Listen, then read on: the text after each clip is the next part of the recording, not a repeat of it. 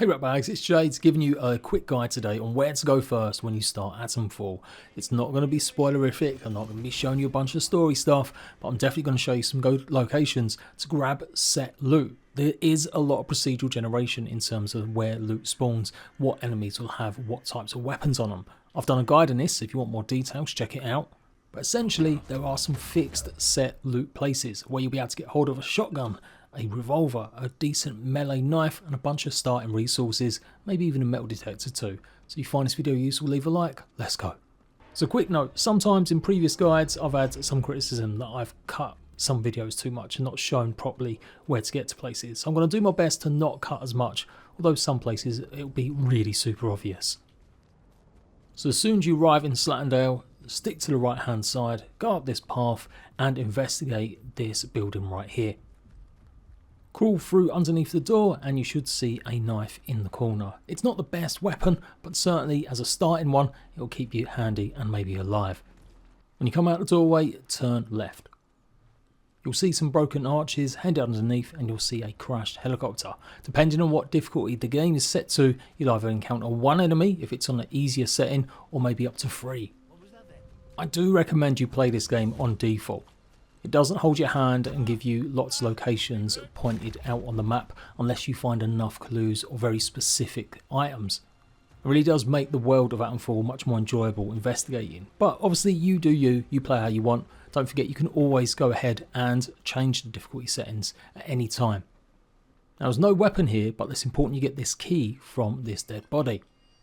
The cave is actually a doorway that leads to a mine and there's an NPC there if you want to go and chat to him, and it's relatively safe. Otherwise you can actually go into the waterfall and pick up a few bits more loot.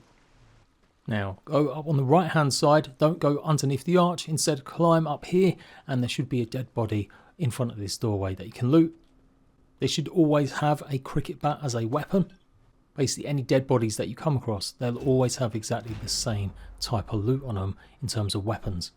And this bunker, some parts of it are really dangerous. You can go ahead and loot obviously more bodies and fingers crossed you're going to pick up some sort of explosive device.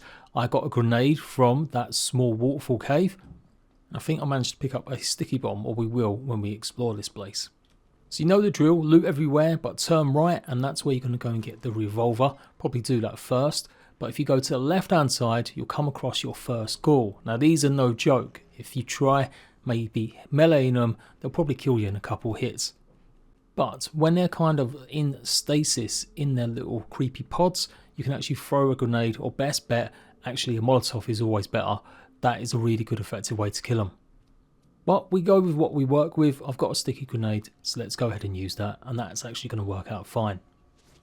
If you haven't managed to find an explosive, well, go and get the revolver, and you see that red canister that was on the shelf to the left, you can actually shoot that and that will do the same trick. These guys only have like tiny minimal items on them, but hey, a barred crate is always good. Barred crates give a lot of loot and they sometimes give some of the stimulants which you'll need to increase your skills. So back over to the right hand side, as I said, find the body inside with the revolver, obviously pick that up as well. Also worth noting, the pneumatic tubes. These are where you can store, obviously, gear since you've got very limited space. Holds up to 100 items, so it's definitely something I would actually put some stuff away. Probably don't need 3 melee weapons, I would actually get rid of 2 of them. But for sure, keep the gun. On your way out, don't forget to pick up another one of the training stimulants on desk, and that's it, you can pretty much leave here. See them purple plants? Make sure you pick these up. These contribute a lot to certain recipes later.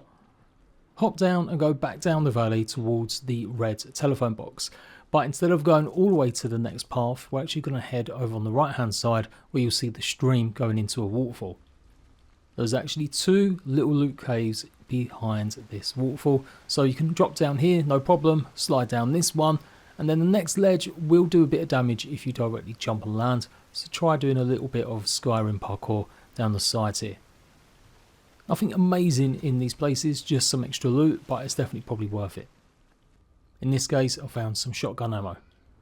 And another little crate with some extras.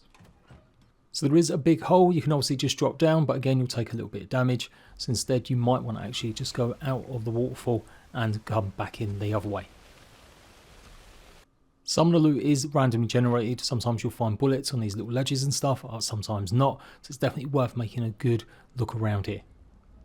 Once you loot the body in this place, that's pretty much it, you can leave. Right, next, turn left and you see obviously a few buildings. There's an NPC that you can have a chat with if you want to. Otherwise, go back in here and this is where you can find a shotgun. Crawl through and you don't have to worry about any enemies. None of the patrols normally come up this far, this high. Go this way and then climb on top of this. Obviously grab some of the glass bottles and stuff, turn around and you can see there's a little ledge and there's the shotgun. It's one bullet only chamber, but you will be able to go ahead and pick up a double sawn-off shotgun in the future. Also pay attention to these bags. There are some bags that you can loot, even though this one you couldn't.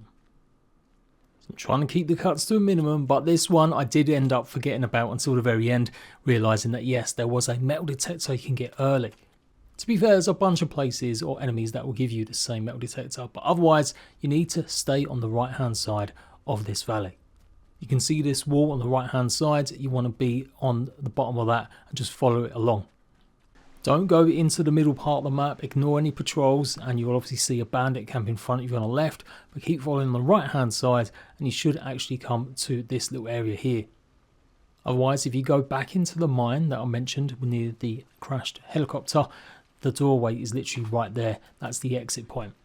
But yeah, this metal detector will always be here. Just look out for the leech creatures, be very quick. You don't really want to have to mess around trying to kill them. You can stamp them by pressing the LB, L1 button, but yeah, it's not really worth it. If you're crying out in horror of not being shown the map, well, the whole idea of this video is that you just do this one run. But here's the exact location marked for this metal scanner. You can see we've come from the southwest over to the east side. And then before you leave, head towards this sewer entrance right here. And then with that metal detector, it should start pinging. Across the water here, you should find a clue leading you to the interchange. Most loot that you dig up will be randomized, but there are specific cases that will have clues or items in them. So never ignore any of the metal detector pings. So now we want to just go literally back exactly the way that we came, to the point where we're going to actually go left this time in the valley instead of right. When you get around the corner, you'll see a gateway on the left hand side crevice that you won't be able to access, so instead we're going to turn right and go up this little middle section. There is a small little cave on the right hand side that will take you down to another area, but we'll do that in a minute. So you can go up the pass and there'll be an enemy and a small little outpost to go and grab some extra loot if you want to. Otherwise, this is what you need to do. Climb up here, go through this gap, and there's a little outpost area here as well. Take the ladder down to make sure you don't break your legs. And don't have to worry about any enemies. I do believe there's none in this place.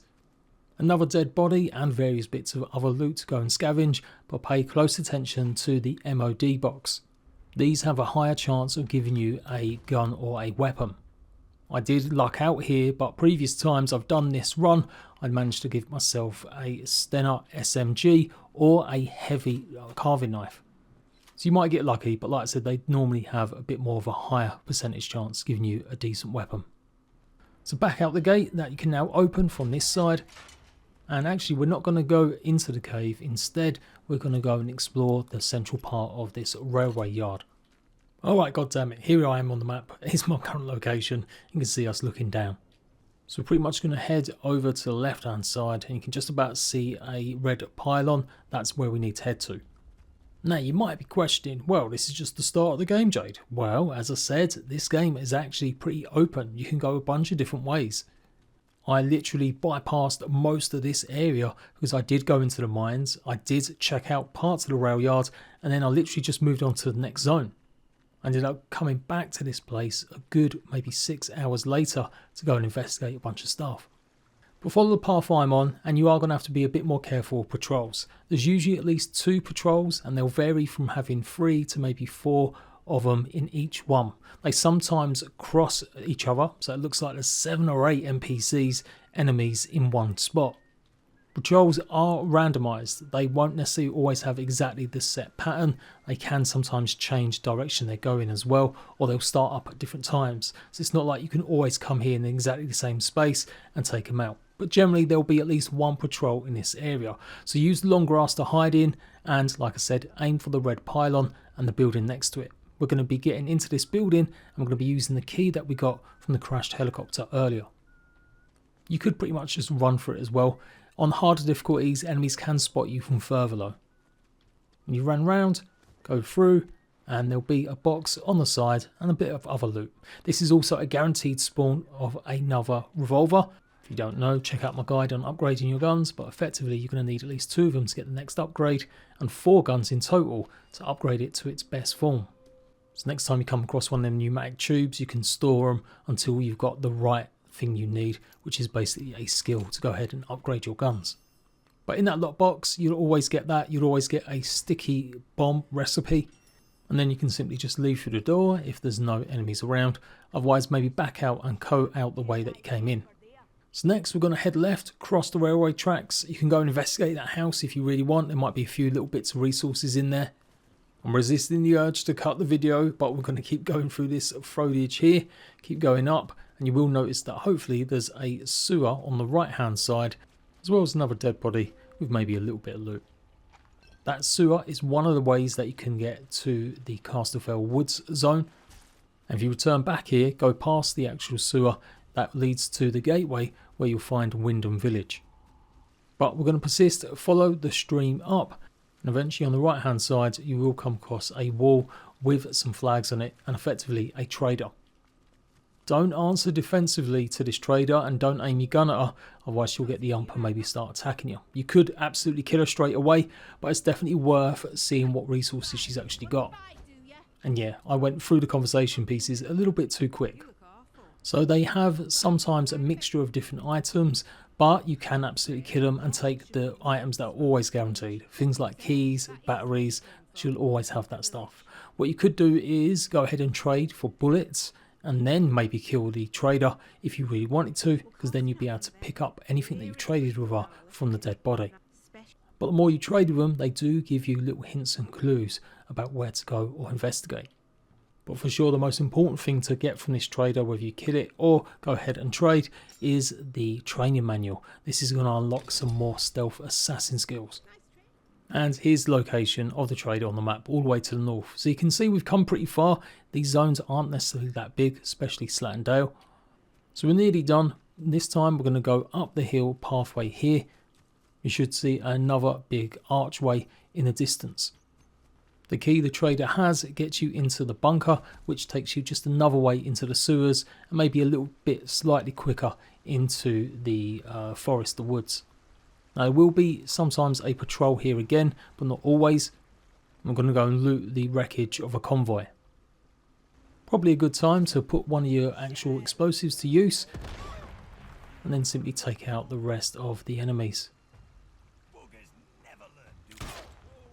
No matter what difficulty, headshots will take an enemy down in one hit, so definitely take a good amount of aim. So make sure you loot all the crates. There's some good info here, and you will need to get your scanner out as it should beep, and there should be some extra loot as well. Otherwise go further in, and again you should find a dead body with a bunch of arrows. And yep, you've guessed it, the waterfall that you see, there's another cave, and there's another MOD box in this cave. It's giving you a good chance of finding another weapon. Although I swear again, on my first run doing this in one go, I lucked out and there wasn't one. But I promise you, a bunch of other times I've done this, 3 times I've explored this realm in making guides and through my Let's Play, I have found weapons in both of them crates more often than not. And now you're free to go and do what you want.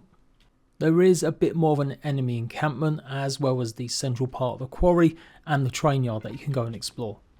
I've not really revealed anything from the story, but just simply give you some good, maybe route to go on and hopefully pick up a bunch of loot. If you found that useful, do leave a like. Let me know your adventures, how they got on. Did you find any of this stuff already? I've got a ton more guides incoming soon. Laters.